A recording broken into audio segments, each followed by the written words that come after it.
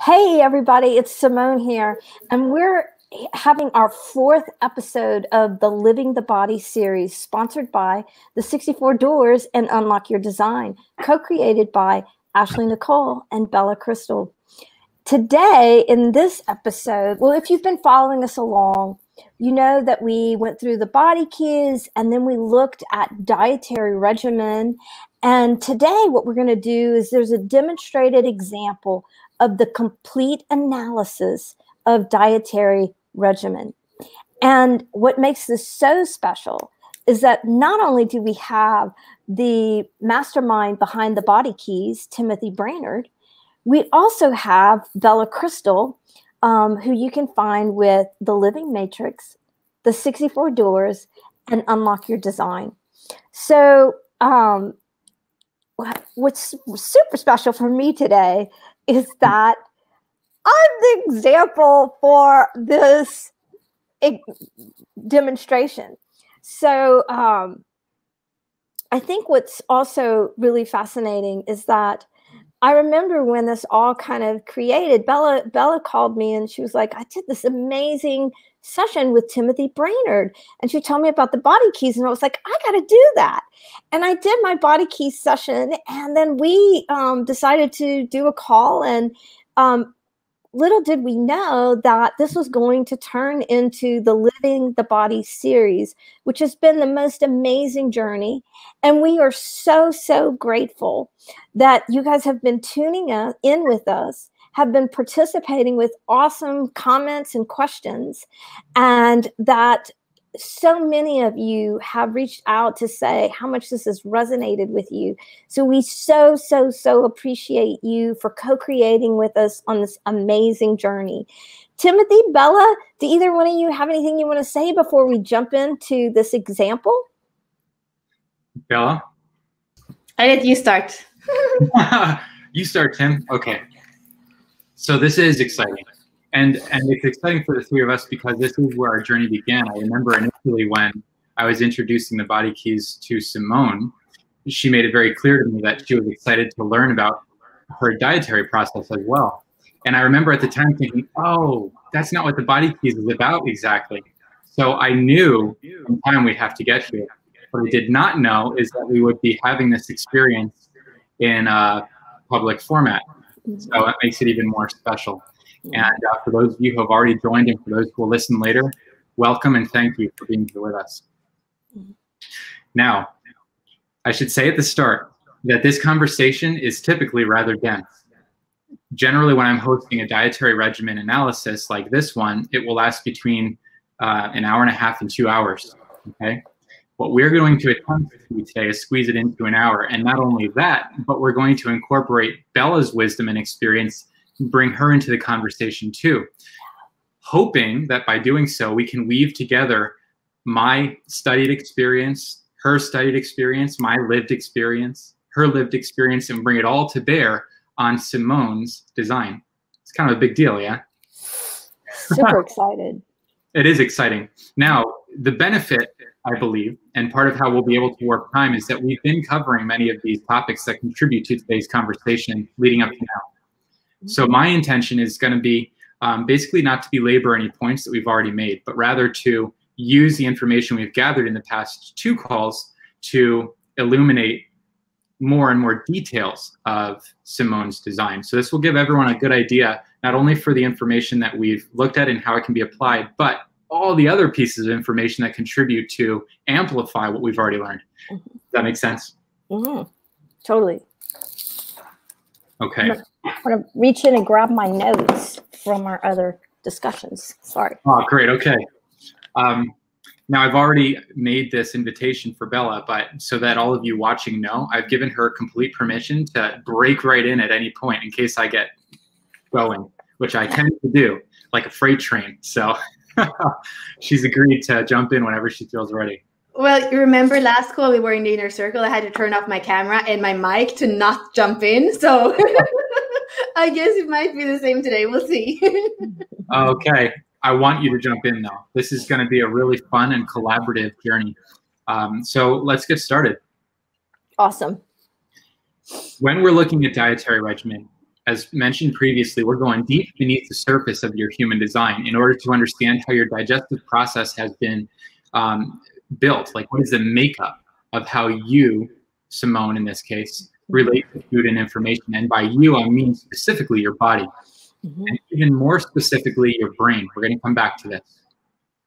But for the time being, we know we're going deep beneath the surface. And so what I always like to say, somewhat jokingly, but I actually mean this too, I like to pretend that we're deep sea diving without snorkel or scuba gear. You know, we want to get down to those details, but we always want to come back to the surface of your design and remember along the way the context within which all of these other details are happening. We never want to get stuck with tunnel vision looking at one thing and assuming that it holds the whole story. So in swimming this way, we always start on the surface. So let's look at the surface. Right now, we're dealing with two primary elements of design. Projector, you're a projector. Correct. And that's your type. And your inner authority, which is emotional. So we're going to start here. And we want to consider that these things contribute to your way of relating to food. If we look at the fact of your type as a projector, we know that you're someone who's really built to bring the full weight of your attention to any given subject. You have a focused and penetrating energy. So this focus, this kind of one at a time way of engaging with life, this is something you can bring into the process of eating. What I get from this is that as a projector, you're someone who is going to be kind of naturally built to engage the process of eating fully, to bring your attention to bear on it in a way that really doesn't allow for very much distraction. Okay? That's what I would gather from this particular aspect of your design. There's also something here about discrimination. Projectors tend to be, I think, especially discriminatory, and the shadow expression of this can be kind of uncomfortable. But for our purposes, we're going to assume that this is a natural and helpful part of your process, that it's beneficial for you to lean into your personal preferences, okay, and not to compromise those things which are right for you. So this plays out in relation to food too. If you don't like something, don't eat it, right? If you feel like really drawn to eat something, whether it's because of how it looks or smells or whatever the reason may be, if you're excited to eat it, that's a body yes in most cases, okay? So awesome. That's the type side. Bella, do you have anything you'd like to add on that subject? No, I'm good. Okay. So one step deeper, we look at your inner authority, which is emotional. Now, this is one of those points that I don't wish to belabor because we've touched on it a bit. We know that the emotional authority is one that is very likely to hold on to water weight in the cells as a result of its usually inappropriate relationship to emotion. So a part of this whole process, a part of understanding who you are and allowing who you are to be, a part of gaining an understanding for how your emotional process can contribute to a perspective, can actually be a useful and generative part of your process. This is a part of what allows that water to release itself. As you become more aligned with your natural processes for engaging with emotion, you will find that water releases itself from your body, and water weight in this case, should, in most cases, begin to shed as well. One thing that I'll often say on this point is just remain open and non-judgmental about how this appears. If you think about how water releases itself from the body, some of these ways can be kind of awkward, right? You might start to sweat more. You might have to run to the bathroom way more often. Purging. There's so many different ways that water wants to get out. Crying, you know, just unreasonable amounts of tears. My recommendation would be to begin to notice for this release of water as an indicator of progress. It really shifts the perspective on that. Something that might otherwise seem like what's wrong could in fact be turned around and be like, aha, it's happening. You get that difference?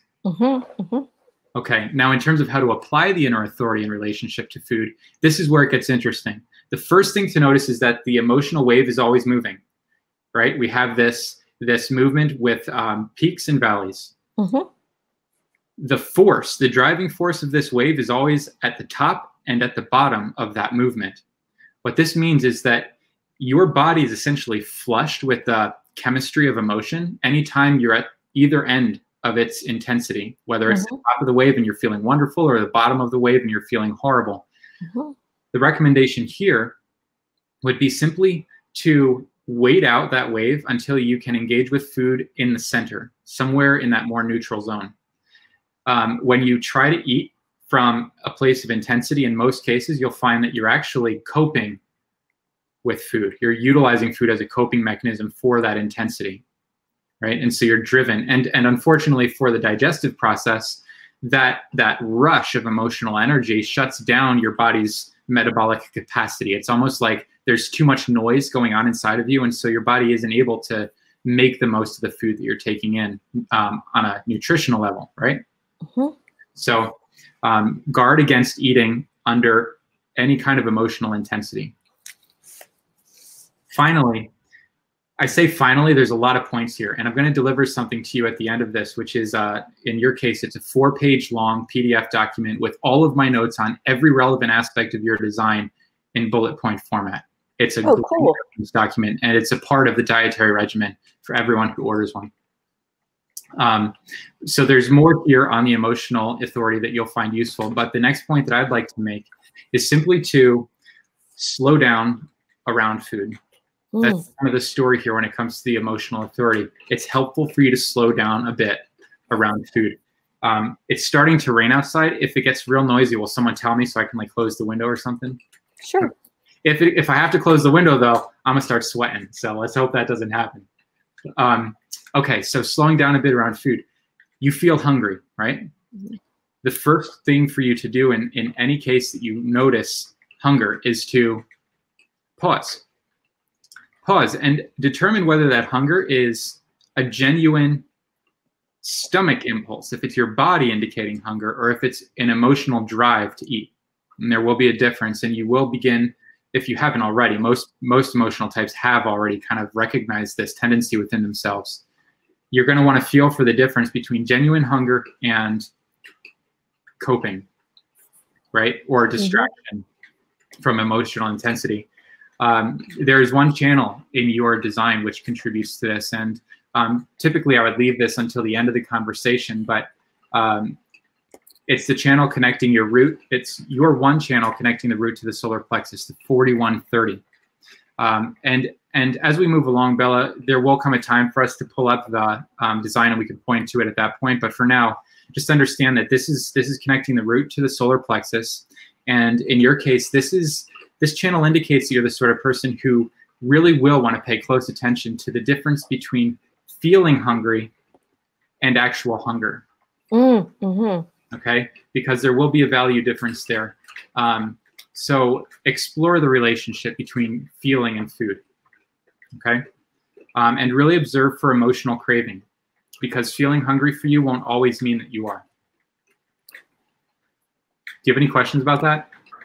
No, I think that I have this little saying, I'm eating for sport. Nice. And it's an awareness that I'm not really actually hungry. Okay, yes. Eating for sport is hilarious. I've never heard that before. Yes, that's right. So the thing to remember about those moments is it's not necessarily that you're doing harm to your body. We don't want to say that. It may be true, but really it's just an understanding that when you're eating in those moments, when you're eating in a way that's misaligned with what we learned today, just that your body can't make use of that food effectively, right? It's not the end of the world. And this is a really important point to make here at the very beginning of the conversation, that we're not the three of us like doctors here. This isn't about diagnosis and prescription. This is an exploration. And what we're inviting you to through sharing this information is an experiment. And so the more curiosity that you can bring into it and the more space that you can open around this whole course of inquiry for yourself, the better. I love that.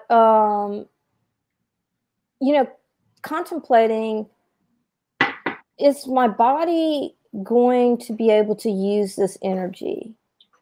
Is it going to be able to make use of this energy? I feel like that's such an empowering question, to really look at something and go, like, ask my body, hey, are you going to be able to make use of this energy? To me, if my body says no, it would be just a no-brainer. Put it down and walk away. It would be not hard at all for me to engage with my body in that question. So I love the way you phrased that. Okay. Yes, wonderful. And what you're describing is this whole kind of theme that we've been addressing from the very start of this conversation. This is body listening. This is learning how to befriend your body and listen into its communication systems. And it's not even that we're putting the body up on a pedestal with these conversations. We're just putting it into its rightful place, right? So very well done. I'm glad that you picked up on that.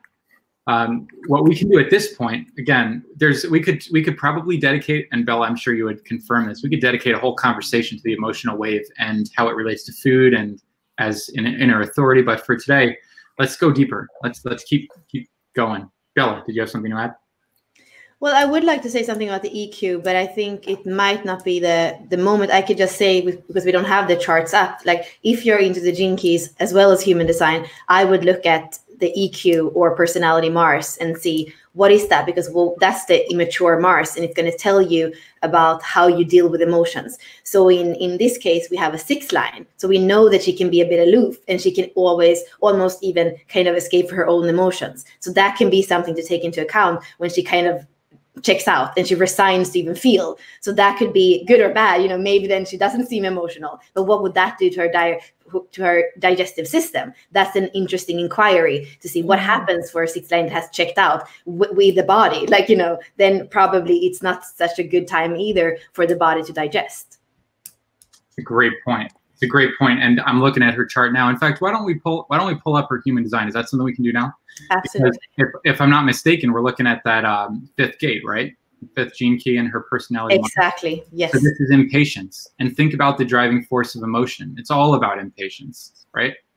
Can you see my marker now around that one? No, I don't think so. Now you can. Yeah, there it is. Yes. Perfect. Yep, there it is. Wonderful. Okay, so I think that's a really, really beautiful point to make. And it does expand beyond anything that I would generally bring into dietary regimen. A part of this is because I need to keep the delivery of this as concise and as applicable as possible. But the reality is what we've been learning all along, that we're dealing with remarkably complex, remarkably personal, whole systems here, holistic systems. So being able to notice for this sort of a thing as you deepen your exploration of this information is so useful. You get to do that when you're studying these systems, and if you're not committed to the study of these systems, you get to do that through working with someone like Bella or myself. So that's a really fun point that you made. Is there anything else you would add on that, Bella, or would you like to? I mean, I would just the synthesize of it. When we look at her, you know, this is core. So this is the 9 month in the womb. This is the 7 first years, and this is the 8, 14 years old. So like the first, like really, she comes in with that 6 line, and that's what we could say. This is a person who might kind of be more close to spirit than to body. So just kind of have that in mind when we know she's a projector, we know she's emotional, and we also see this trajectory. If we are looking at this as the trajectory of the gene keys, which it's not necessarily something we want to do for a PHS reading or dietary regimen, but I feel like this is the parts where we kind of can weave the whole story. So I would have that part, like I would have that mentioned, because that might make her understand herself better, and the parts that she might not understand about being emotional. Because I would say, I'm just going to take this off for a second, I would say that one of the few people, you know, that I know that is emotional and that I have a very, you know, light feeling about is Simone. I don't feel she is an emotion the same as my parents, the same as my friends. Like, she feels very unemotional for being emotional. And it doesn't mean that she doesn't have feelings, but it's almost like the 4-6 energy kind of takes over instead of her being in her wave. I don't feel her wave in the same way I do with many other emotional authorities. Mm-hmm. Do you think that's because I have an open G center? Do you think that's related to that, Bella? No, I wouldn't say it has to be that. No, I think, no, it doesn't feel spontaneously like I would say that. Mm-hmm. Okay. My guess, Simone, would be that the reason you feel this way is because you've been on a journey of your own for decades, and you've probably learned intuitively how to relate to those energies in a way that does not victimize you. Yeah, that's totally, you know, lot decades of a journey of integrating and therefore transforming that energy for sure.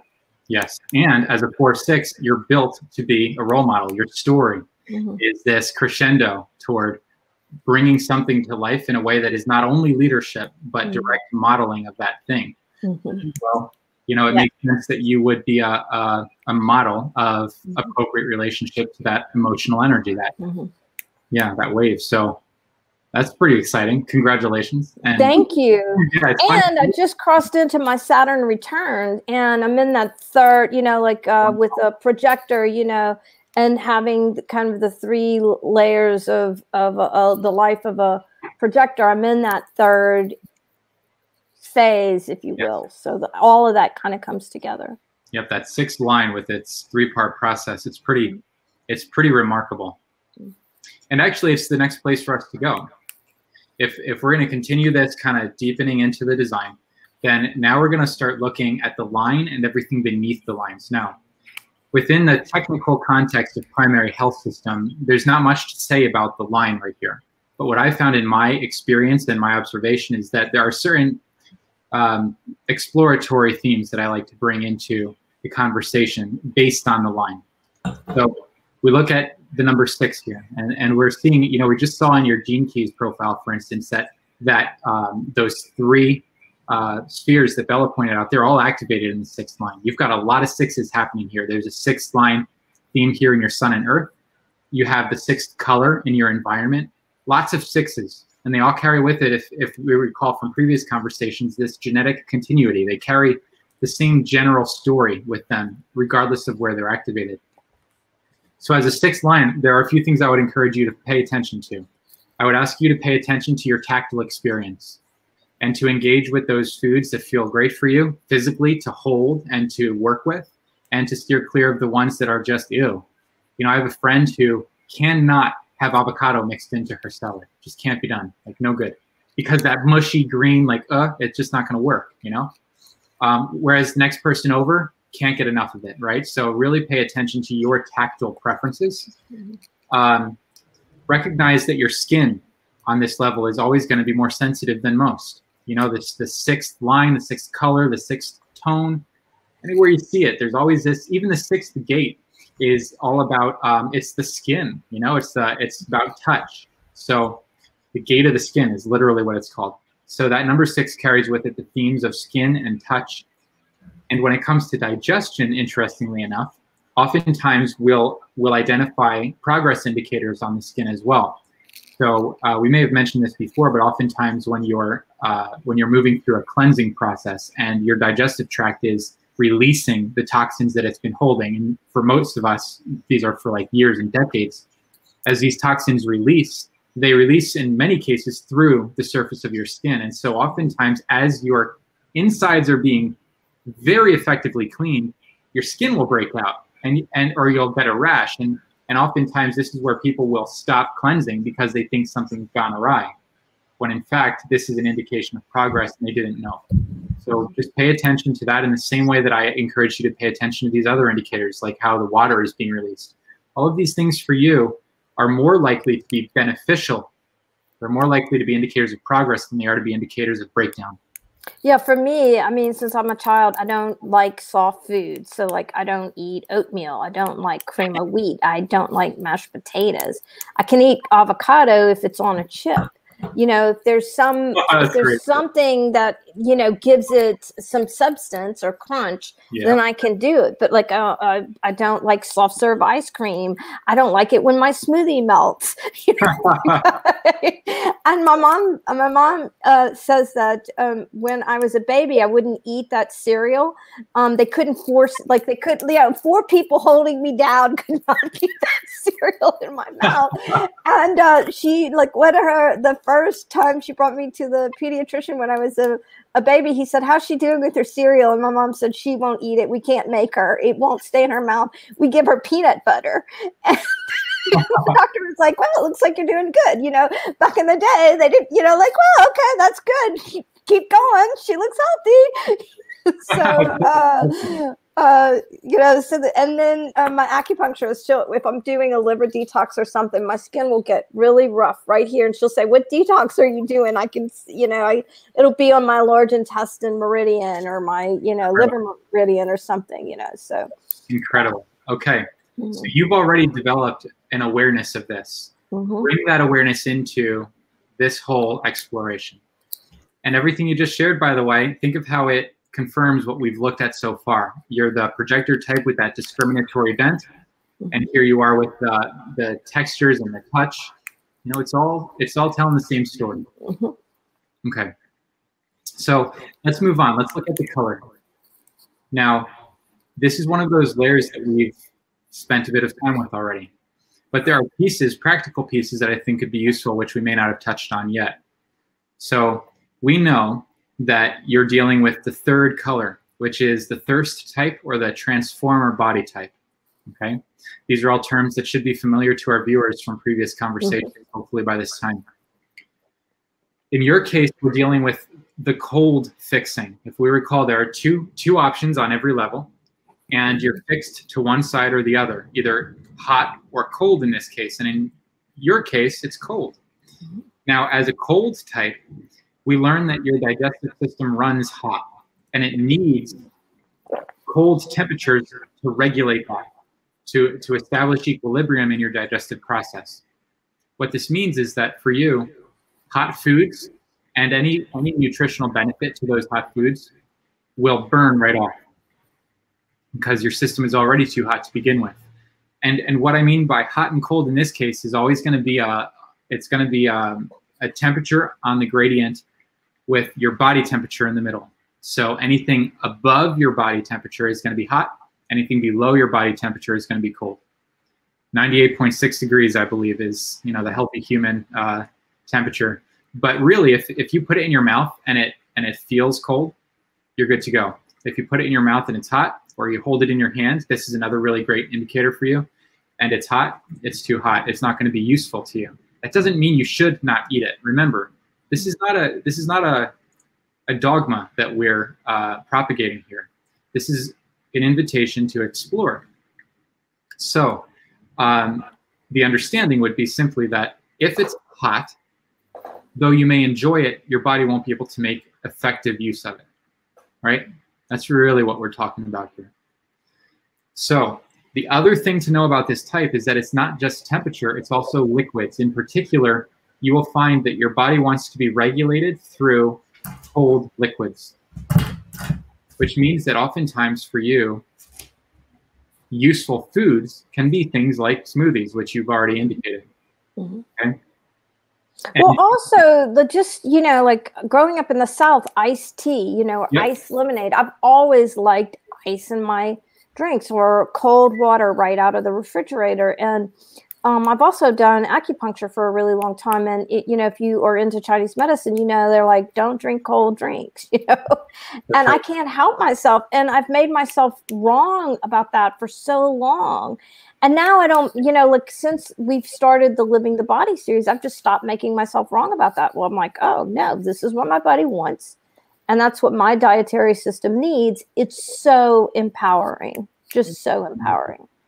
That's so exciting. That permissive quality for me it's always a really exciting key to this whole process. When you get to say, oh, the way I've always been is okay.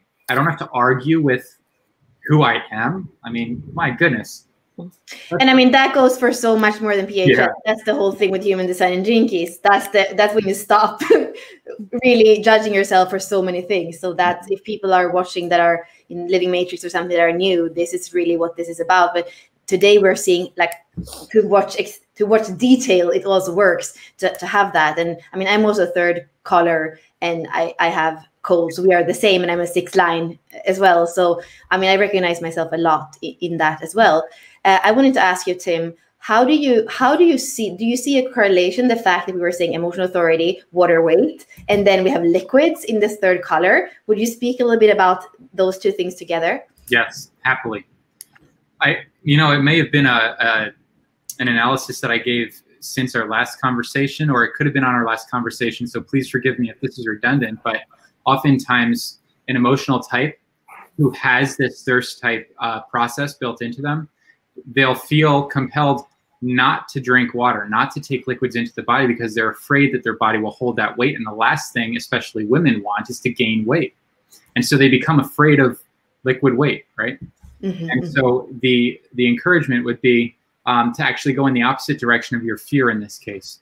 The more liquids that you can take in, and this is especially true for you, Simone, the more that your body is going to achieve that natural temperature and flow, which means that those liquids will move through you. If you take in a lot of water, that's extremely good for you. It's very cleansing. It flushes the system.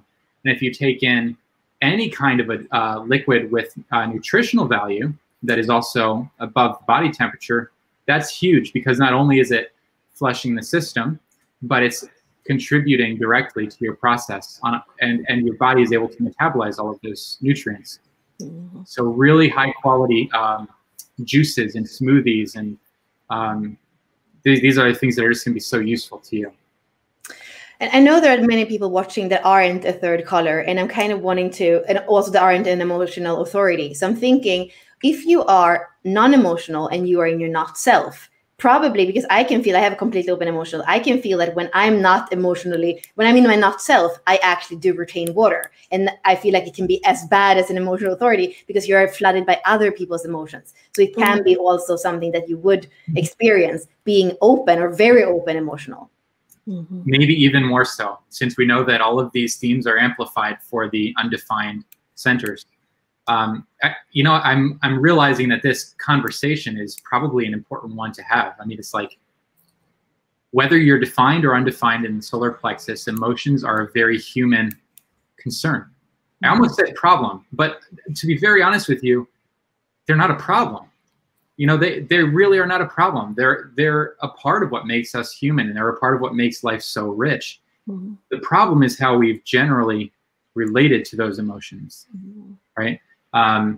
What I can say in this case is that if we can develop the ability to allow those emotions to move, to let them have their full expression within us, this is important, to let them move within us, that is precisely what we need in order to shed the weight, in order to come into the appropriate relationship with them, all of these different things. So if I feel sad, the worst thing for me to do is to try and make myself not sad, or to convince myself that I shouldn't be sad, right?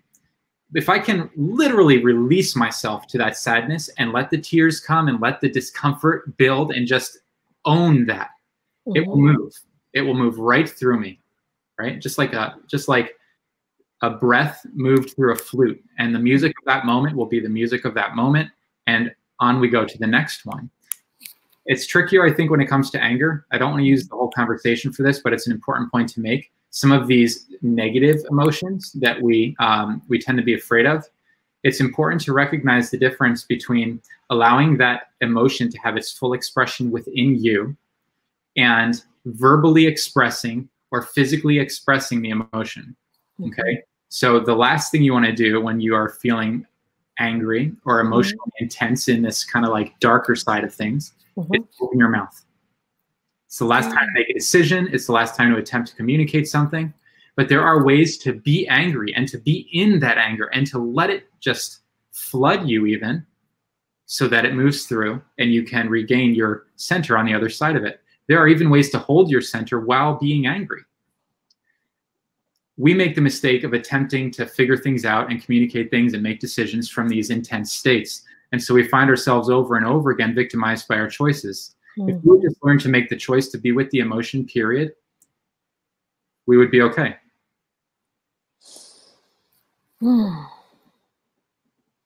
Bella, I'm sure you have probably hours worth of content to share on this topic, because we've all been living this and we've all been paying attention. Is there anything else you'd like to say? No, I feel I'd love to move on with what's next. Okay. So we're on this third color, this particular type, the transforma type of body. We know that we're regulating body temperature. We know that liquids are the key here. Okay. Cold liquids are the key for you. This will help you to regulate your temperature. There are a few tricks. Let's say you want to eat something that's at room temperature or even hot. You actually can do this if you're also drinking cold water. We're regulating the system, right? So you can kind of trick it. Now, again, this is all theory, so I'm saying it like it's the truth, but what I'm really doing is inviting you to test this out. You may find that this is the truth. You may find that it doesn't work for you. And the next person over who looks exactly the same as you may find that the opposite is true for them. Really play this out in your experience, but understand that there's a certain flexibility here. Play with internal and external regulation of temperature. You know, you're regulating the internal temperature through liquids. We talked a bit about temperature of the room. Liquids outside of your body, showers, baths, these could be really, really useful to you. So to notice when you're overheating, they can be, you know, I'm not necessarily telling you to eat all your meals in a cold bath, but you can play this out, you know, on a larger, you know, theme too, okay? There's something, I'm just gonna double check my notes here real quick. There's something I'd like to say here at this point about the variable itself, the arrow in your chart. We haven't talked about this before. So this is one of those new pieces to look at. Bella, will you? Yeah, you want me to share? Yes. Really, this conversation centers on a cluster of factors within your human design chart, and the cluster, Bella, if you could circle it with your arrow there, is going to be it's a cluster of 3 elements. Yep, there it is. The right-facing arrow, the number 3 in the yellow circle, and the number 4 in the green triangle. We just talked about the number 3 in the circle. That's your color 3. I want to look at that right-facing arrow, because what we're dealing with here is your brain process. I said we'd come back to your brain. Well, here we are. Before I tell you anything more about the brain, I want to make a very clear distinction. We are talking not about the mind, but instead about the brain. This is that, you know, physical biomass inside your skull. That's what I'm talking about. Now your brain, and specifically your brain stem, right back here, your brain stem is the command center for all body processes, okay? So if you want to create an effective physical system, you go to the root of that system, which in this case is command center, brain stem. Now, each one of us has a way that we've been built to interact with life. There are 2 primary ways that we go about this. They're known as active and passive. If your arrow was facing to the left, you would have what is known as an active brain process. The active brain process is extremely alert. It's technically the less evolved process. Now, having said that, keep in mind that whatever is alive in your human design chart is perfect for you. There is no hierarchy here. There is no better or worse. But if we were looking at this strictly from a functional standpoint and from a question of efficiency, the left brain process, that active brain process, is less efficient. And here's why. It's older. It's primitive. It reminds me of, if any of you have seen that movie, Ice Age. There's the squirrel in Ice Age. His name is Sprat, and he's always chasing the acorn, and he's so anxious, and he's constantly like, it's hilarious. He's one of my favorite characters of all time. I often joke that he's my spirit animal. I have an alert, an active brain process. And so what this means is that the body is built to continually take in bits and pieces of the environment. It's noticing everything. It's this and that and this and that.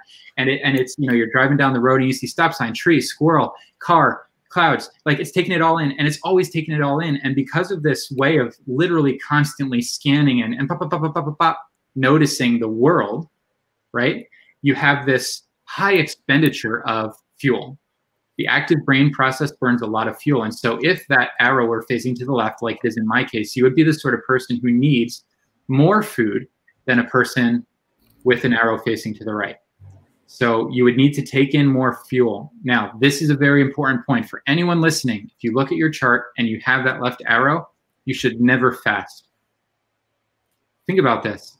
If your brain requires steady replenishment of fuel in order to run its processes most effectively, all of them, cardiovascular, respiratory, your whole body process, you need to continually feed that system, okay? It's one of the most like glaring points for me that I met when I first studied primary health system, because from frankly, I've tried fasting often, and I'll skip meals often.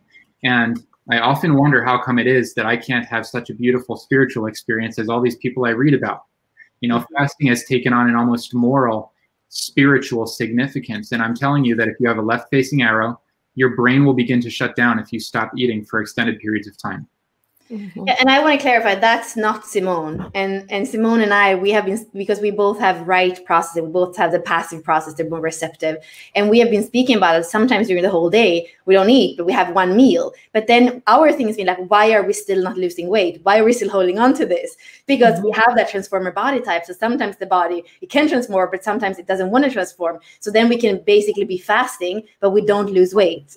And then that would have the emotional aspect, it would have the third color. So it's so interesting that you're bringing this up, and that it's kind of easy for us to go with just liquids. And then, you know, and it's Simone, don't you, like, what would you add to that? So true. I mean, when we had the episode where Tim went through each of the types, I was kind of blown away and began my own experiment, because I've done intermittent fasting for years. My son is a researcher of health and wellness. And so, you know, it just fits with the way that I eat. And I also, but, you know, when I heard Tim say you have the fastest, you know, the type that can transform the fastest, I was like, oh my gosh, it seems like it's so slow for me. But then the other thing is, I was born Cajun, and so I've put, you know, red pepper on everything I eat since I was a child. And I've just, since we had the episode where we talked about how my body wants cold all the way, I was like, oh, well, I've been eating, you know, jalapeno and red pepper on everything. And that's, you know, making all the good things, you know, it's like crossing out all the good things that I was doing and all the ways that I was following my innate wisdom, just because I enjoy spicy food. So I've actually done some research on what foods cool the digestive system. And I, you know, like Tim invited us to experiment. And so I'm like, okay, I'm having my experiment. I pulled all the things that, you know, are red pepper and spice. There are other spices you can use to, you know, bring flavor to food. And so I'm experimenting with that. And I feel like my body is transforming energy, using energy more efficient. And I also feel like I'm less hungry. Like, and the amount of food I want to eat is less. And I'm feeling like, since I just, with the seasoning and really paying attention to what foods bring heat to the digestive process and moving those out, I feel like it's shifting me in so many ways, so many ways. Amazing. Mm-hmm. I think that actually I may have been, you know, some of the things that you said earlier, like if you eat hot food, you know, you bring in something cold. So, you know, in the past, if I was eating a meal that was hot, I always had to have a big glass of ice with tea, and, you know, I'd be drinking that cold. But if I don't have to combat what I'm eating that's not a part of my system, or what, you know, go back to that great question of, you know, is this, will my body be able to use this for actual energy to fuel me, my system? When I'm eating efficiently, I want less, because it's working, it's doing its work, and I don't need more. And I'm not combating things that I didn't know were not appropriate, even though I was really tuned in to a lot that was appropriate, you know? So anyway, just, you know, the invitation to experiment with the wisdom that y'all have shared has been so empowering. I'm really excited to hear that. I hope it's just the beginning, honestly. Me too. Bella, if you wouldn't mind removing us, we can come back to face-to-face conversation. I had described the active brain process as a lead-in to the passive brain process. So I want to rewind to this. I want to make sure that we get like a full focus on the passive brain process, because that's what you are, Simone. Mm-hmm. Bella mentioned that it's called the passive brain process. It makes sense. It's the other side of this thing, active, passive. The reason that passive is more efficient is because somewhere along the line, on an evolutionary level, the human brain realized, it's silly to say that, but you get what I mean, realized that it could actually take in more information by relaxing and simply opening up, rather than being so focused and picking everything piece by piece. It realized that it could just kind of open its eyes and take it all in. And that's the passive brain process. It actually takes in more information. The body as a whole, it's almost like your body is just wide open to this information. It just takes it right in. And it takes in more information, expending less energy to do so. It's significantly more efficient. And all that really means for us here on a very practical level is that you need less food than I would. So the encouragement would be to pay attention to portion sizes, okay? You might be someone who benefits from grazing. You might be someone who benefits from intermittent fasting, as you've already mentioned. This would make a lot of sense. Portion size will be important for you. It will be a really beautiful doorway to sensitivity, to befriending your body. If you can pay attention to portion size, essentially what I'm recommending is that as you're eating, you're staying in contact with your body. You're remaining in a dialogue with your body, and you eat until you're satisfied. What you'll find, and what most people who are kind of living in this passive brain will find, is that they tend to overeat. And when they do this, they become tired. If food is fuel, then when you're done eating, you should feel revivified. You should feel refreshed. You should have energy.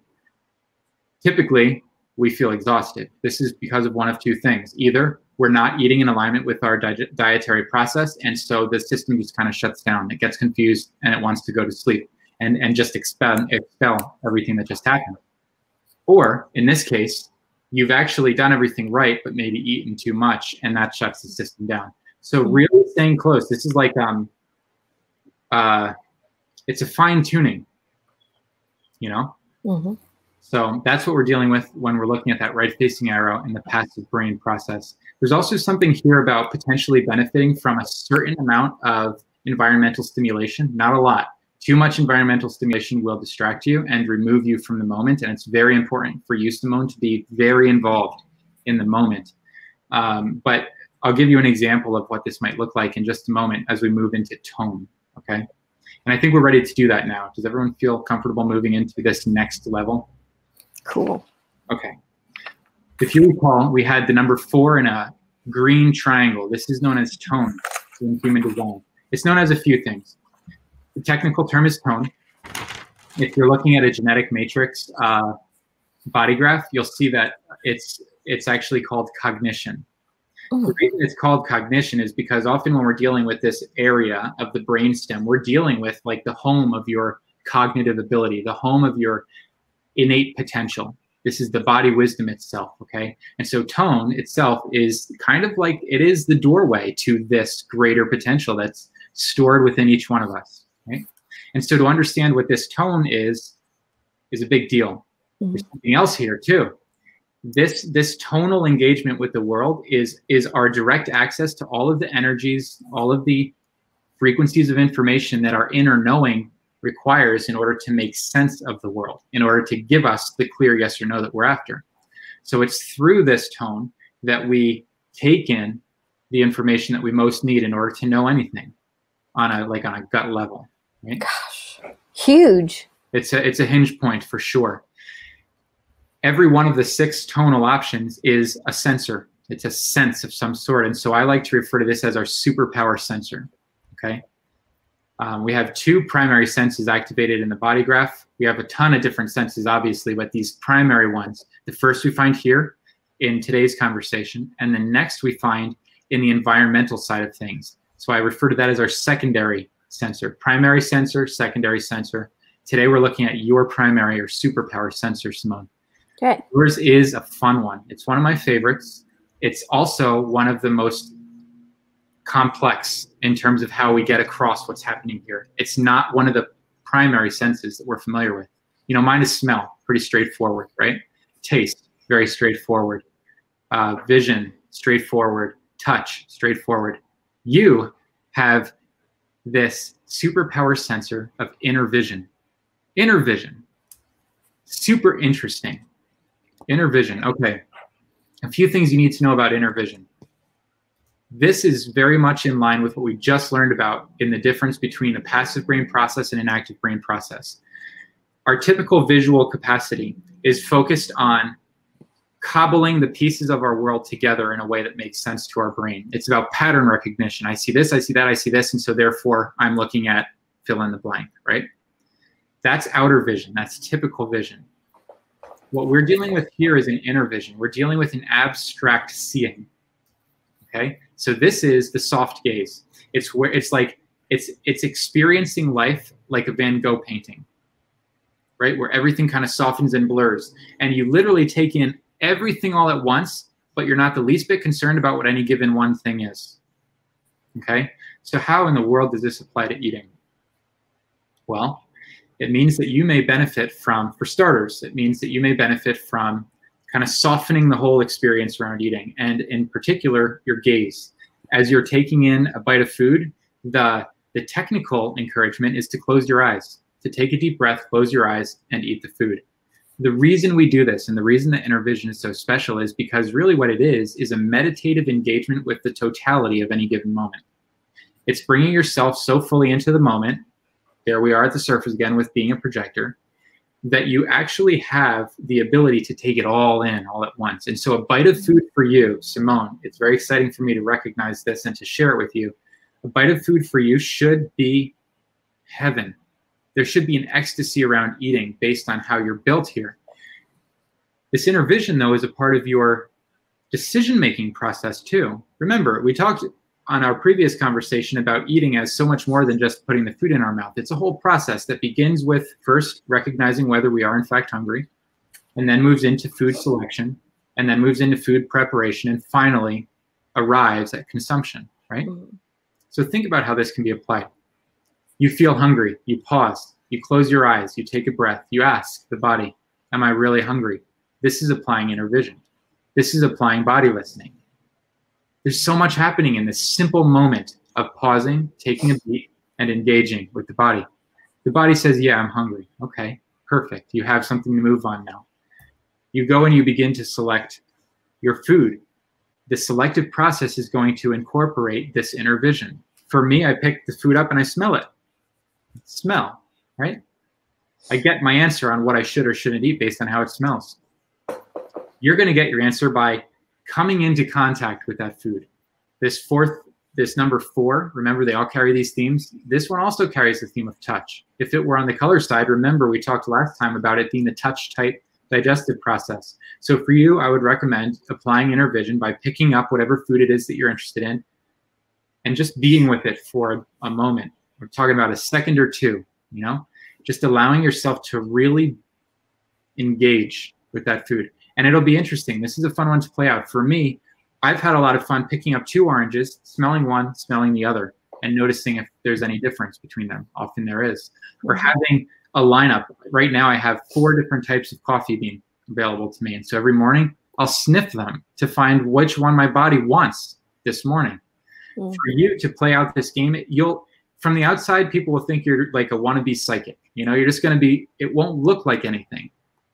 You'll just be kind of like being with each thing. It's kind of like crystal shopping. Have you ever done that thing where you go to a crystal shop and you place the crystal in the palm of your hand and you just kind of close your eyes for a minute and see what happens?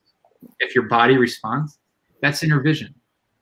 I do that when I grocery shop. So when I'm buying produce, I'll pick up, you know, I'll look at it and I'll see which one, you know, calls me, and then I'll put it in my heart, you know, or I'll put them in my hands and I'll say which one, and my body shows me. And usually, you know, I'll say which one is, you know, for the highest good of you, and my body will move to the one that it wants, you know. So that's something I've done for a long time. Amazing.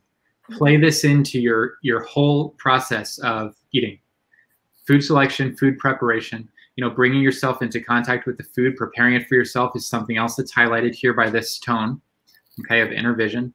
One of the things that I've loved about everything from the Living the Body series, from the Body Keys to this, is that it's been so affirming. So I have some friends who are chefs, and they'll say to me, I love eating my food with you. and they cite because what they really truly love is when I take a bite of something and I just close my eyes and I moan like I'll, and they can feel the vibration of the goodness through my, sometimes I'll take a bite and my eyes are closed and it's like, and they can feel how good it is for me or how much pleasure there is and how delicious it is. So it's just so affirming. That was my body's way of using my design. Now, if I can apply it all the time, it'd be great. And everything I should eat should be that good, right? Yeah, that's right. It really should. I mean, should is a strong word to use, but you understand that you have the capacity to engage with something as seemingly mundane as eating in this way, on this level, at this depth, right? There's something else I'll share here about this inner vision. So we have two eyes, and they map to opposing sides of the brain. So your right eye, I'm pointing at my left eye, so it looks like the right eye for you guys. I don't know if that's right. It doesn't matter. Right eye actually maps to the left side of your brain. So this is your outer vision. This is your pattern recognition. It's your alert seeing, right? The left eye maps to the right side of the brain. This is the abstract seeing. This is the abstract side of your brain. This is creativity. It's a creative engagement with the world. So left eye, right eye. Inner vision is left eye seeing. And so there's a goofy experiment it's mentioned one time that I've ever found in this material. And I don't know if it was a joke or not, but I'll share it just for the fun of it. The idea is, see what happens if you go around for a day with your right eye covered, so you're depending upon your left eye. What changes for you? I found in sharing this with a few people that oftentimes one of their eyes will be weaker than the other, and they'll often find that it correlates to what's happening here. If you find that your left eye in this case is weaker, don't be disheartened by this. It's probably, I don't think this will be the case for you, Simone, by the way. This is more for our general audience. If your superpower sensor is historically weaker, it's primarily because we haven't been making effective use of it. We haven't known. And so what I would expect as an outcome of applying this information would be that in time, your superpower sensor would actually become more and more sensitive and capable and aware and more effective at delivering the information that you're really after. I can tell you that my sense of smell has become like really almost like weirdly good. It's really fun, actually. Super fun. With this too. Yeah, inner vision. It's almost like, it doesn't matter which one yours is for, everybody playing along with us today. It's like, exercising that superpower. And the more you use it, the more you have access to, the more access you have to it, the more powerful it is. I find that really exciting. Yeah, it is. And I'm sorry, Bella, I want you to say what you need to say. No, I wanted to get a little bit more technical. I feel maybe that's because people are going to have from number, hexagram structure 1 to 6. So now we're speaking about tone 4 and maybe get a little bit more what that means, and here we have the ajna and the solar plexus and the splenic. Like, how can you tell us a little bit more background about tone, because we haven't spoken about that, just a little bit to let us know what we're playing with here in this at this level in the hexagram structure. I can. Yeah. We're going to have to go a little over our point for this conversation. And I anticipated this. So I will say that I hesitate to go into technical detail because the technical detail is rarely practically applicable. It's like... I mean, I don't feel like we need to go in, but I would just say this is color 4. So it kind of like you were saying with other processes, they're like more dense in the bottom, like just something. I don't think we have to go through them. There is something here where I feel like there's something that I would like to come through. But I don't want to push you to share everything. There's just something interesting here with being the fourth color. Sorry, the fourth tone, the fourth part of the hexagram that I feel could be part of the conversation. I'm thinking there is the same evolutionary movement in terms of how these tones operate as we move from the first tone up to the 6th tone. Again, remember that when we're speaking about an evolutionary movement, this is not a valuation. The fact that I'm smell doesn't mean that, Simone's better than me with her highly sensitive inner vision. We're basically dealing with frequencies of engagement, okay? And whatever particular sensor you're utilizing in order to take life in the most profound possible way is perfect for you, okay? So I can tell you that when we're looking at the first two tones, the first and the second tone, that's the tone of smell and the tone of taste. We're dealing with a very, very primitive, very physical form of relationship to life. These are actually held in the spleen. This is known as the splenic binary. There's two tones in the spleen. That's why they call it a splenic binary. And this is almost an animal way of engaging with information. It kind of makes sense, right? As humans evolved beyond this point, they opened a new awareness center in the ajna. This is the mind. Okay? So this is the conscious awareness. Okay? The animal becomes aware of itself. Okay? And so there's a binary here too. There are two tones that play out in the ajna. The first is outer vision, the ability to see and to recognize patterns. And the second is inner vision, which is what we're dealing with here. And just kind of chills as I say this. So when we're dealing with hexagrams, and this is kind of a different story, the first three, there's a breaking point before you get to the next three. And that's kind of what we did with our previous two conversations. We addressed the first three, and then we addressed the second three. And if you recall, the second three were significantly more sophisticated and sensitive in their engagement. So this breaking point between outer vision and inner vision is a rather profound breaking point.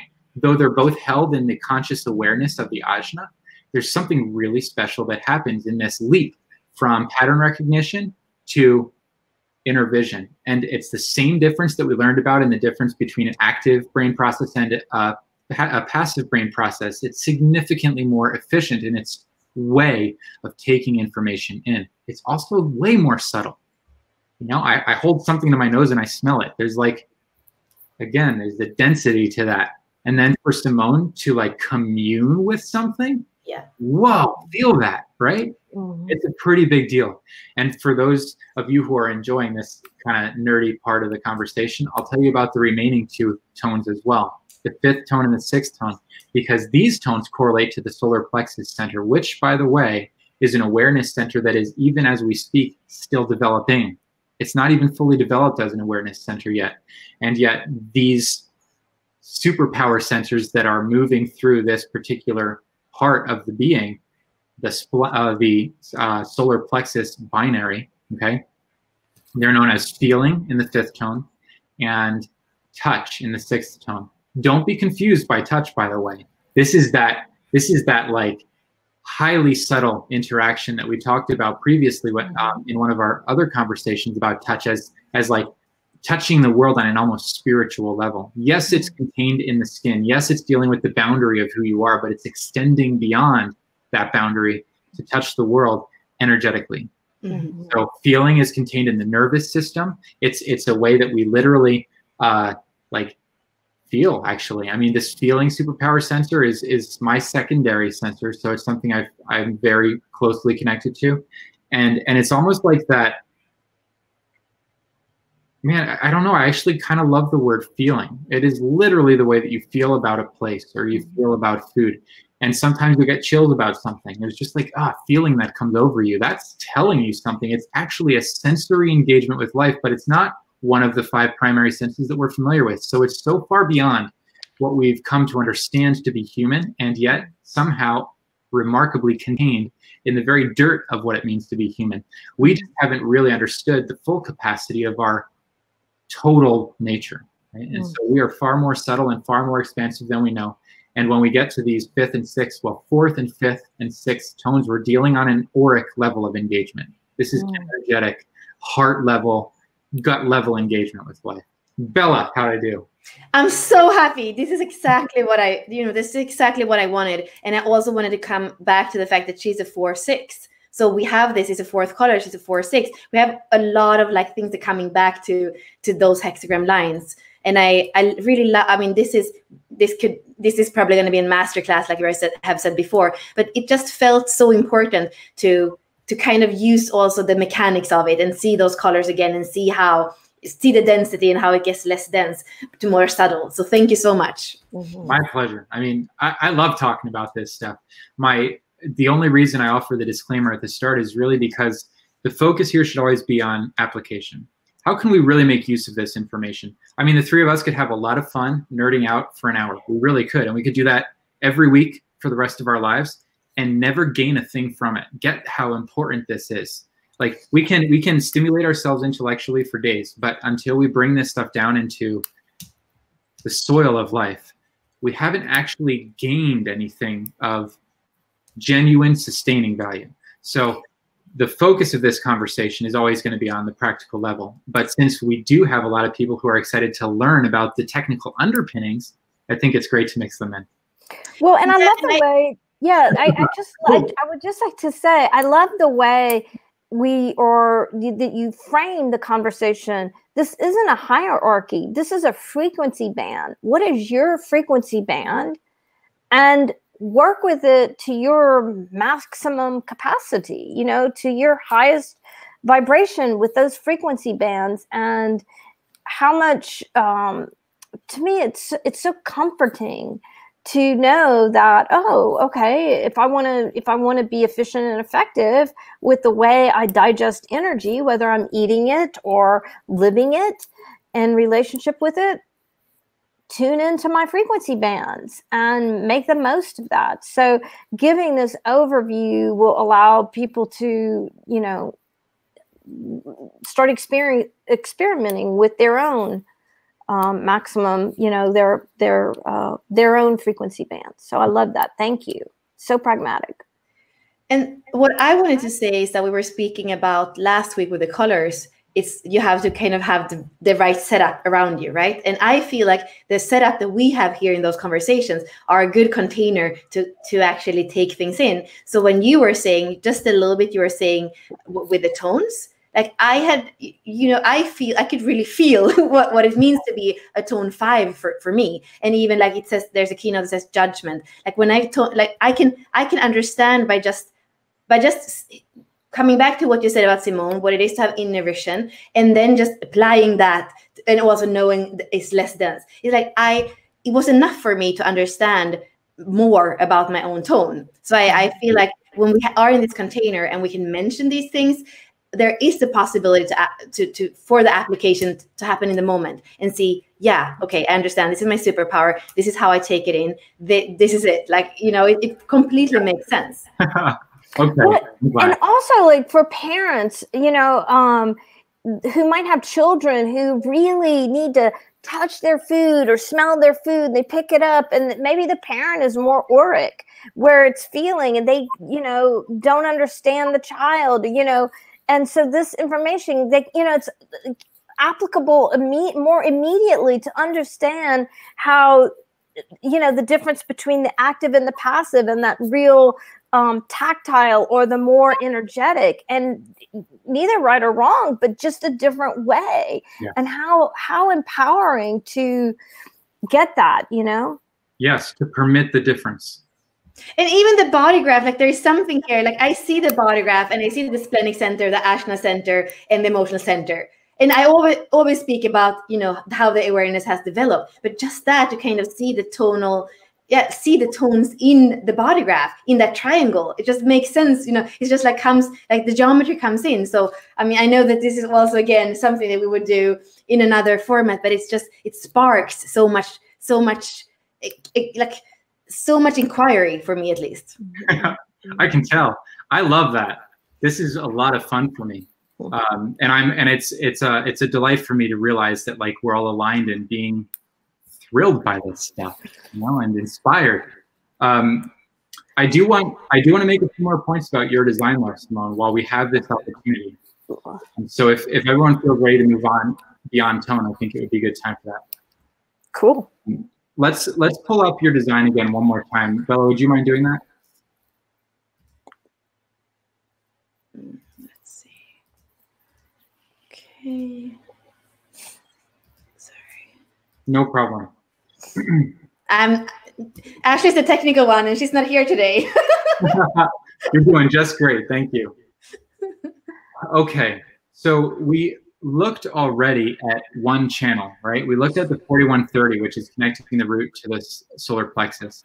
So we're not gonna come back to this. What I do want to look at though is that 49th gate in the solar plexus. Okay, there are a couple things I want to say about this. To begin with, this 49th gate is all about food discrimination. Okay? So it kind of reminds us of what we already touched at the beginning of the conversation. It's actually really important for you to determine for yourself what does and doesn't want to be eaten.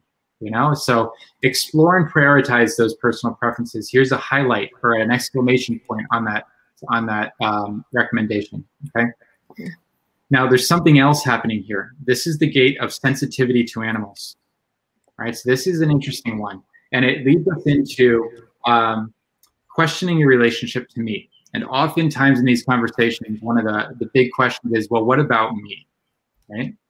It's a good question to ask. What I can tell you, Simone, is that you're someone who may have an emotional connection to mammals in particular, and may not love eating red meat especially. Let that be the case for two reasons. One, it actually matters for you on an emotional level. Like there's gonna be a special connection for you that will actually likely will cause you to feel ill if you're taking that meat in, because something inside your heart is literally saying no, right? I see you nodding, so this is not news to you. The other reason that this is the case is because only some of us are designed in such a way that we can, in fact, metabolize red meat. Bella, did you know this? Yeah, okay. Darn. I keep hoping I'll like throw in a piece of information that's brand new for you, but we'll get there. I want to show everyone where that channel is. If you have one channel in your body graph defined, you are built to metabolize red meat. And that channel is the single channel that connects the solar plexus to the heart. Okay, it's the 37, yep, you got it down there, the 3740. So if you have the 37, let's just clarify, if you have the 3740, you're designed to eat red meat. Yes, that does not mean that you should eat red meat. It just means that your stomach has the energetic capacity to metabolize red meat, okay? And that's an important distinction, by the way. Let's say you have that full channel defined, but you also have the 49 activated like Simone. It may not be appropriate for you to eat red meat. But if you did, your body would be able to make sense of that information and make use of its nutritional value, right? Mm-hmm. So not everybody has that ability. Pay attention to that channel. If you don't have that channel defined, you should not be eating red meat if you're hoping to fuel your system. It doesn't mean you should not eat red meat. It just means that if you do, your body won't be able to make use of it. Now, there is one other channel that relates to the stomach, and that's the channel it's the channel connecting the 19 to the 49. Okay, so again, connecting the root to the solar plexus. The 1949 channel is a channel that all of us have built into our stomach process. Okay, so every human being has the ability to metabolize these other forms of meat, and there are three primary forms of meat here. The first is fowl, birds, white meat. The second is fish, and the third is reptiles. So Simone, this is a permission slip finally after all these years to eat rattlesnake. Oh, I actually have. Yeah, I like it. Tastes like chicken. I knew it. I knew it. So, yeah. So I have permission to eat reptiles? Is that what you're saying? In fact, every human being has the energetic capacity, the wiring that they need, regardless of whether or not this is activated or defined. Every one of us has the ability to make effective use of fish, fowl, and reptile, right? But not everyone has the ability to make effective use of red meat. So that's worth stating here. Bella, do you have anything that you would add to that? No, I'm good. That was awesome. I saw you shaking your head. Unmute yourself and then say no. That was good. Okay. So final point. We're going to have to look at the format energy channels. And Bella, if you could kind of highlight where these are, circle them for us. There are three channels connecting the root center to the sacral center. These are known as format energy channels. They're really special channels. This is another part where we could kind of get lost into rather important technical details. But for the time being, what I would like to say has a nutritional keynote. That's what we would call it in human design, as a nutritional keynote. So what's interesting about these channels in particular is that all we get is the keynote. There's actually no information that I have ever found telling us anything more about these than what I'm going to share with you today. So Simone, really apply these in an exploratory way. Okay. What I can tell you is that when we're looking at your design and we look to that right channel, you have the 9 activated in that right channel of the 3 available options. This is going to indicate that there's some special value to protein for you. Protein. Now, we've learned that red meat isn't a fit for you, so really consider your protein sources and play out the theme of protein. See what value protein might have for you. My gut sense when we see activations in any of these format energy channels is that the nutritional keynote itself is telling us about something that we want to bring more of into our experience. But I don't have any way of confirming that except through my own personal experience and observation. So the gut sense here is you will benefit from plenty of protein. It's good for you to have plenty of protein. For all we know, it could go in the complete opposite direction. So really play with this one. Ask your body what it wants, and then consider different protein sources, especially plant-based protein sources. Okay? Or yeah, this is what I'm experimenting with right now because I don't eat meat and I occasionally eat fish. Okay.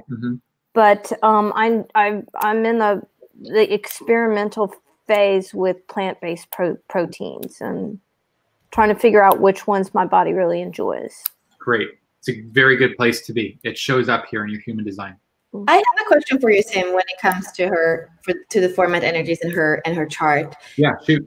Would you say that the fact that the 60, for example, is in a defined center makes it different from the 9 that is in an undefined center? Would it be like some inconsistency, for example, in that need if it's, or would you say it doesn't matter if the format energies comes from a, like, does it matter? I mean, she has something that is defined, but if somebody only would have hanging gates in undefined centers here, would that make a difference? I would absolutely still make a point of showing them the nutritional keynote for those hanging gates. Yeah. Everything matters. The question is, how does it matter for you, right? And would it be a more inconsistent need, maybe, if it was to open centers, or not really? The inconsistency has it's not on this level. Potentially. I can't say one way or another. I can tell you that for me, I have a hanging gate in that channel on the left-hand side. I have the 42 activated, and I have found that this particular channel deals with carbs and fats, and it's an undefined sacral center, undefined root, and it weighs in heavily to my preference. I mean, I am a fiend for carbs, always have been. Good carbs, good fats. I mean, I've always joked that I could live on bread, right? So in my experience, I've found that there is a heavy value to what can be found here. But since I'm built the way that I am, I actually don't have the ability to personally experiment with that same energy in a defined gate. So this is the sort of thing that I would actually really love to open up for conversation. It's an exploratory direction for us. It's a smart question too. And if somebody has nothing there in between, would that mean something to have nothing in the format energy? It simply means that there's no exclamation point next to proteins or carbs or fats. It doesn't mean that you're not supposed to eat them or that they're not good for you. It just means that there's nothing special happening here. But in Simone's case, there is. Yeah. There are 2 things happening. First, in protein here in that 9th gate, and second, in the 60th gate. Okay, and the 60th gate is a part of a channel that's focused on sugars. The keynote says this. The keynote says sugars, and then in parentheses it says, let me see if I can get this right. Actually, I want to quote it directly because it's so goofy to me. It says rushes and hits. That's all it says. This is all the information we get. Like, whoever wrote that, and I know who it was, and one of these girls taking by the shoulder, it's like, what's going on here? Something is going on here. There's going to be some special value, in your case, Simone, to sugars, but apply discretion, be smart. Do you think that this is referring to refined sugars and processed foods? I think it probably isn't. I think it's probably referring to natural sugars, high quality sugars, fruits, right? I mean, pay attention to the value of sugar in your experience and really think about the quality of sugar. We've talked about the 6 in so many different places. We've talked about the 4 and its inner vision. All of these numbers, the 4, the 5, the 6, they're really speaking to the quality of something. Your projectorness is speaking to the quality of something.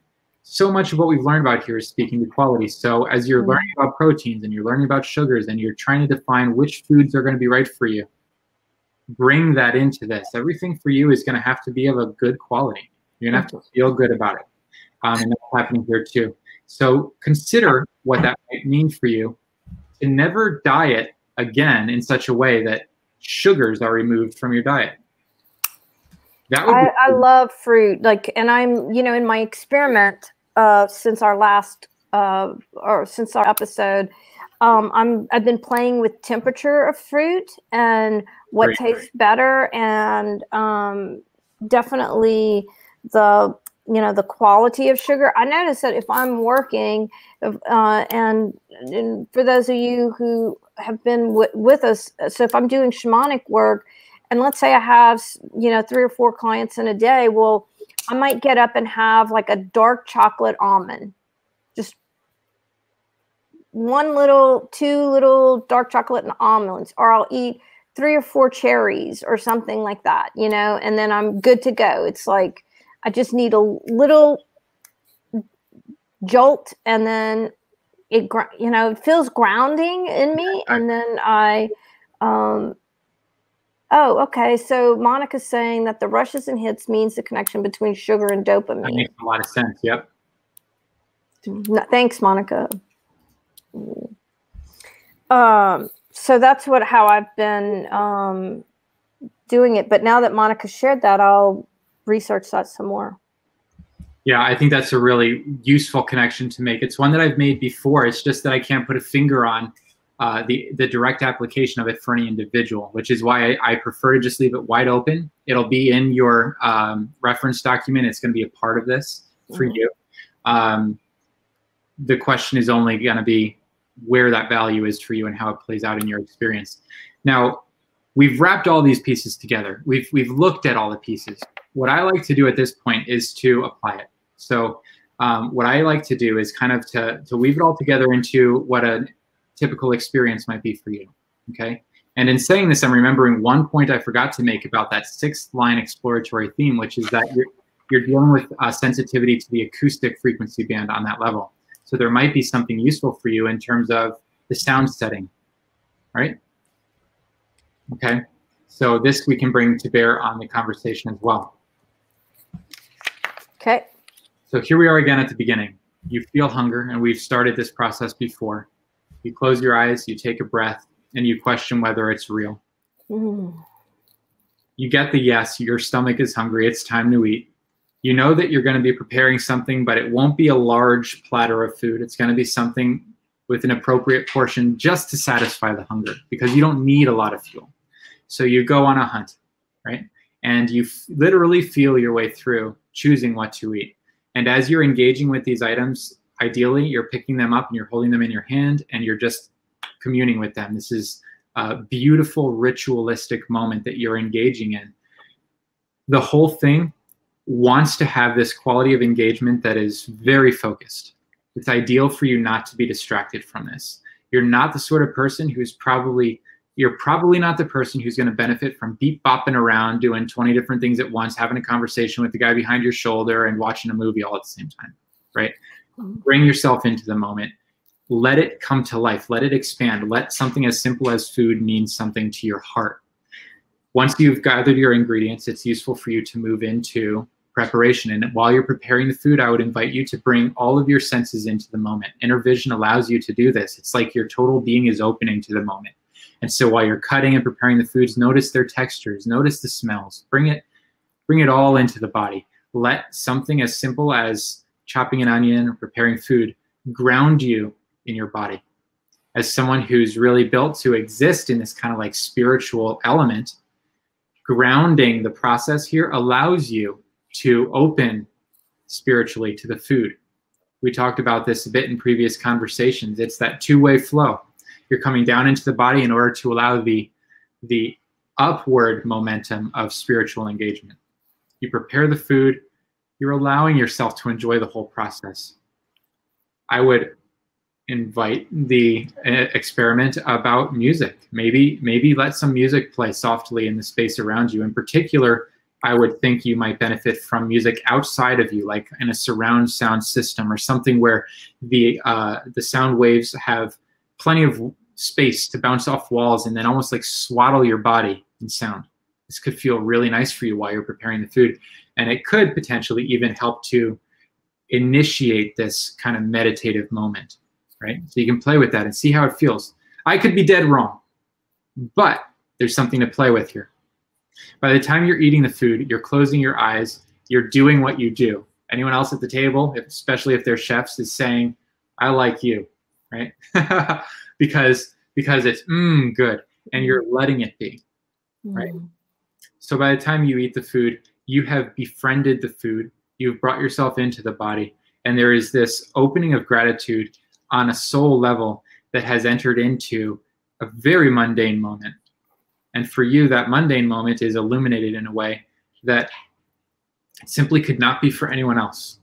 It's going to be special for you, and it'll be different every single time that you apply it. How does that feel?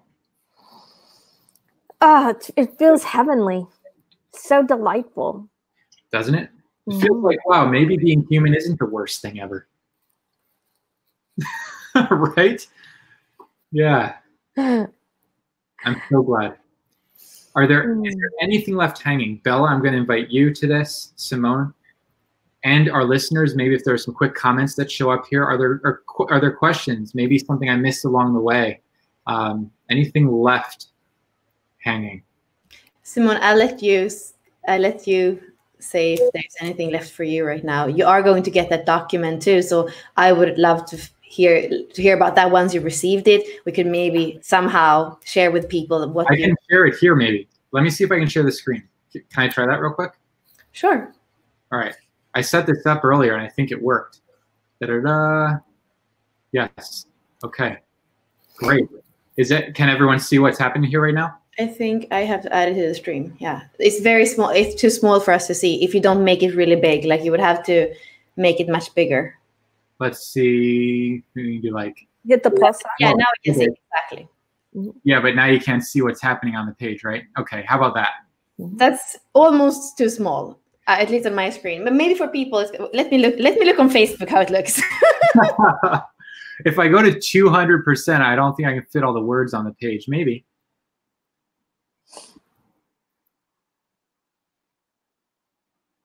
I love that. Anything short of yes, wait.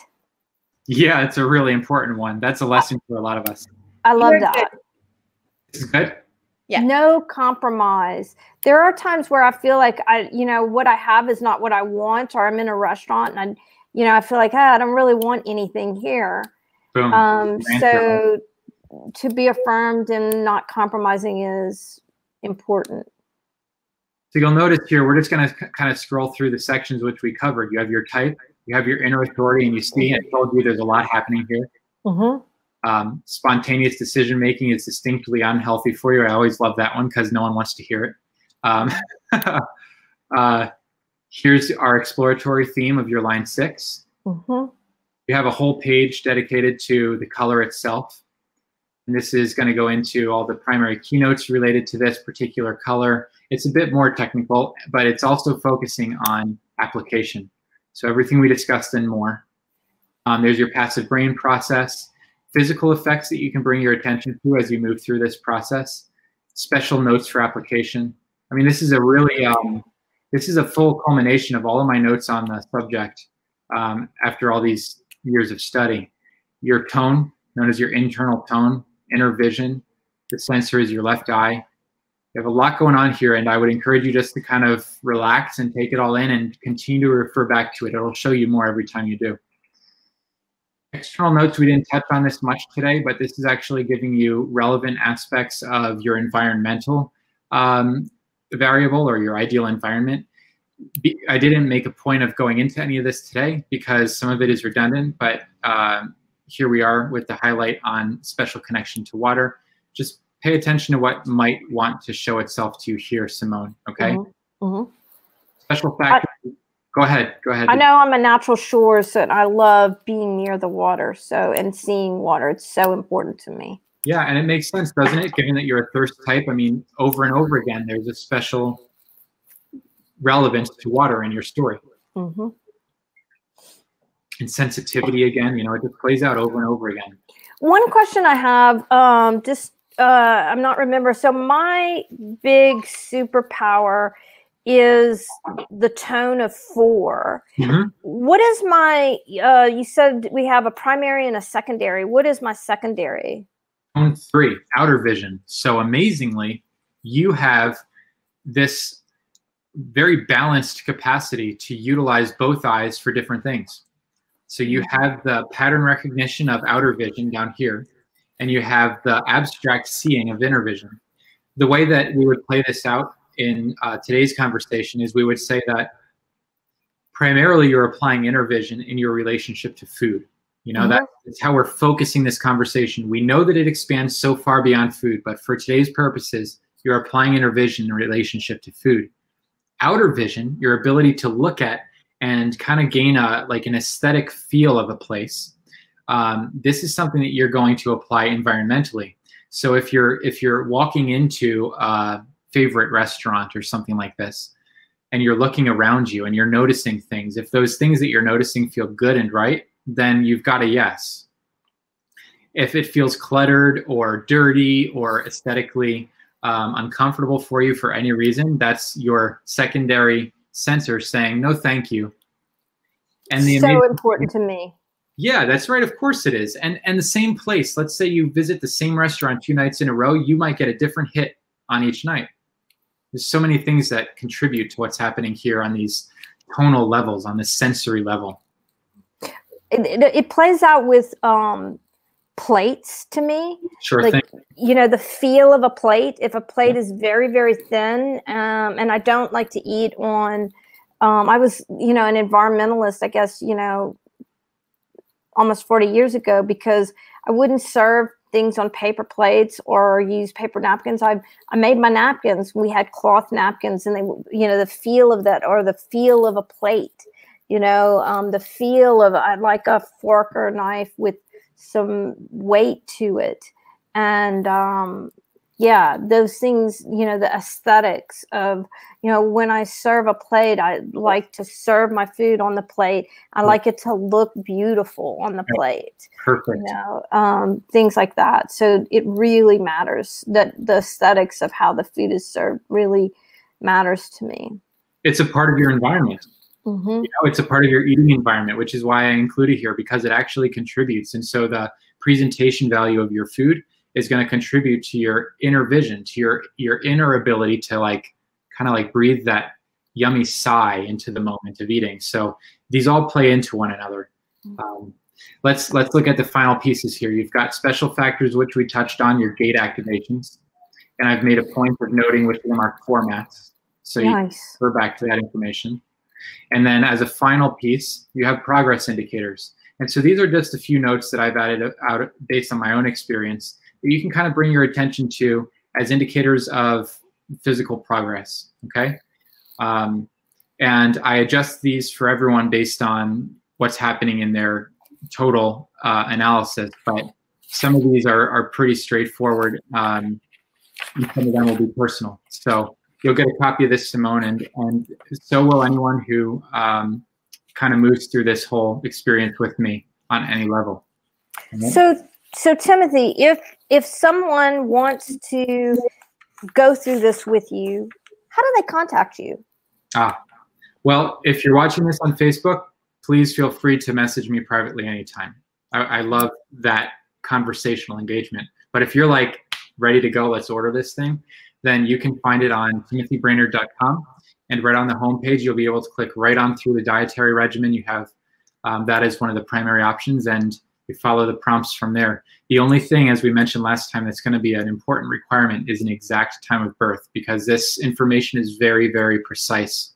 So aside from that, you'll have everything you need to get going. Fabulous. Bella, would you like to, any kind of comments to tie everything together? I mean, I feel like this is a great example, and like you see, there is no end to it. So, and this is the thing. I would say, like I always say, start with the basics in your design. Start with your birth chart before you look at your chiropractor chart. Like there is something beautiful with that thing, the way the hexagram is built. We start with the densest, and then there is no like there can always be more subtle. There can always be more exploration. But I would say that it's good to have a foundation reading with Tim about your design. If you're going to do this, it's almost, I would say this is really the fine tuning. It's super, super important, but it's really good to have that first feeling like, okay, who am I? And I know that Tim, you were mentioning, yeah, she's a projector, she's emotional. I just feel like the foundation is important. And it's funny I say that because I'm a 4/6, so I'm usually not about the foundation. But in this regards, I would say, learn about what kind of animal you are in the world, and then learn more about PHS and really how your brain works, your environment, your all these things, because it's super exciting. But look at the big picture of everything, include the big picture.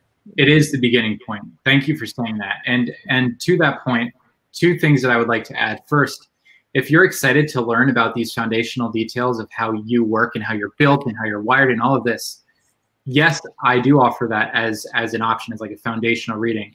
We'll come back to that in a moment. But we haven't made nearly enough noise about Unlock Your Design as a genuine high value option here. So the work that Bella does, and Ashley, who joined us for one of these calls, what they've built as a platform is a remarkable educational platform. I think if you're excited to learn about your type, your strategy, your inner authority, all of the kind of stuff that you hear Bella getting excited about, then you need to be a part of their community. You have to be. It's affordable. It's the value that they're offering in these calls and in everything I've seen them do is very far beyond any price point they could attach to it. There are very few things I recommend confidently. They're one of them. Absolutely. I mean, my first session with the Unlock Your Design Inner Circle, I was completely blown away. I mean, it was the wisdom that came through.